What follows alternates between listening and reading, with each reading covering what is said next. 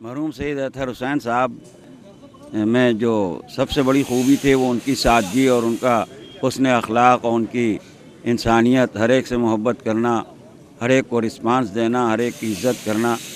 تو انہوں نے ایک بہت ہی پاک و پاکیزہ اور سادہ اور بہت اچھی زندگی اور ایک مثالی زندگی گزاری۔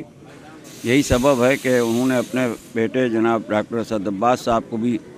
ویسی تعلیم دی جو آج تمام لوگ بلا تفریق ان کی تعریف کرتے ہیں۔ اصل میں ہمیشہ تعریف جو ہے وہ مدرسے کی ہوتی ہے یا اسکول کی ہوتی ہے۔ کوئی بچہ بہت مہذب ہوتا ہے، شائستہ ہوتا ہے، اچھی اچھی باتیں کرتا ہے، تو عام طور پر لوگ پوچھتے ہیں کہ میاں آپ کہاں پڑھتے ہیں، اور جب وہ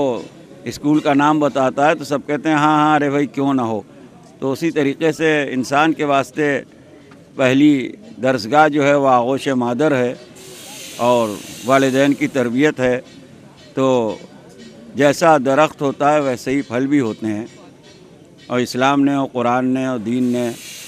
انسانیت اور آدمیت کا پیغام دیا ہے، اور انہوں نے اپنے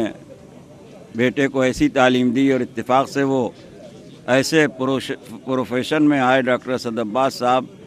جس کا آدمیت اور انسانیت سے بڑا گہرا تعلق ہے۔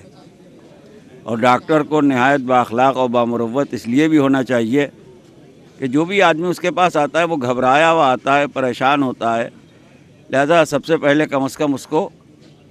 تھوڑا رسپانس دیا جائے اور تھوڑا سا سہارا دیا جائے تاکہ اس کا دل بڑھے۔ اب آپ دیکھیے قرآن شریف میں بھی خداوند عالم نے یہی حکمت رکھی ہے کہ قرآن شریف شروع ہوتا ہے اللہ کی رحمانیت اور رحیمیت سے، بسم اللہ الرحمن الرحیم، رحمان اور رحیم اللہ کے نام کے ساتھ، اور فرمایا آپ نے الحمدللہ رب العالمین، تمام تعریفیں اس اللہ کے لیے کہ جو عالمین کا پروردگار ہے، الرحمن الرحیم جو